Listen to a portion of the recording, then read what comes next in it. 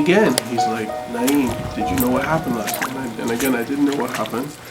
And he's like, there was a tsunami. It's affecting all these places. We don't know how the extent of the damage was, but you're probably gonna go.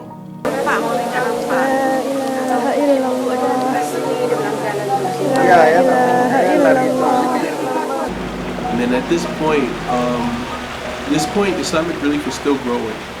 If you ask me, this is one of the things that really launched us in the community, you know, not just in the Muslim community, but even on the world stage, the US world stage, or at least in media-wise, because people were like, well, who are you going to give to? You know, they knew that these people, you know, it was, a lot of people didn't know where Indonesia was. I barely knew. We had an office there, but beforehand, raising money for Indonesia didn't make much sense. That people didn't know, but now people were like, well, we want to donate.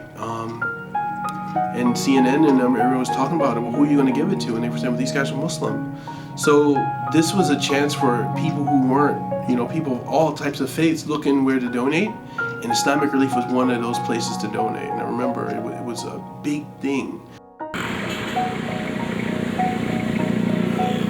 We were visiting families and these different camps that were set up, you know, because massive amounts of homes were lost and people were just displaced, these IDP camps.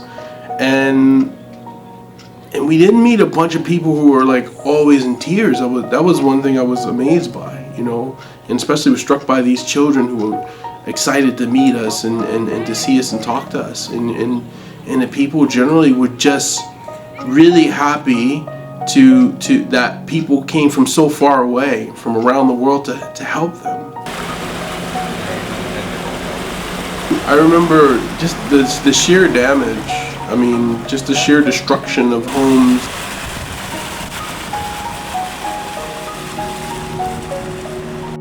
I'm looking at just big, vast tracts of land, and there's a picture that's like really famous for us, and it shows the back of my head, and I'm kind of looking out.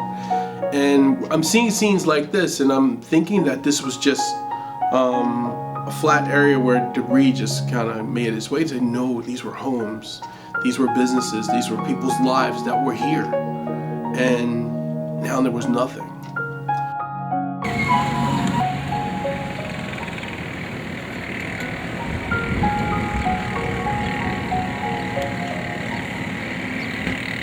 It's that child that told me that she was trying to hold her parent. I think it was her father, and her father just couldn't hold on. Just couldn't hold on and drifted away. That's the one memory that really I cannot forget that. That she held on and she held as soon as she could, but he drifted away and he died and she survived. Nobody left in her family. That's what I remember.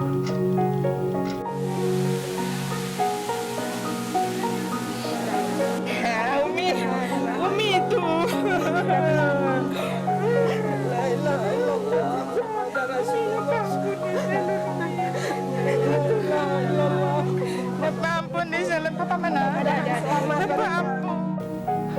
Whether it was schools, clinics, or even helping to rebuild other buildings, Islamic Relief helped some of the victims of the tsunami.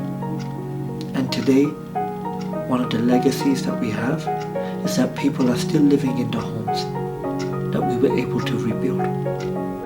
This was a test of our actions now. You know, when you see something this massive, do we just turn the channel?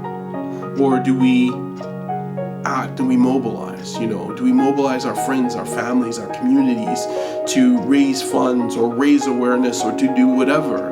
And that's what I saw, and that's how I always see these tragedies. You know, the why. How am I supposed to know that? I just know that it's more of a call to action, and that was amazing too at the time to see so many people, you know, across this country, you know, be moved by this, you know, and the community was galvanized behind this because no one had seen anything like it before. And like, I mean, in particular, you know, that was definitely for me one, especially just because the sheer amount of damage when you went around these towns and saw what was left in the wake of this water.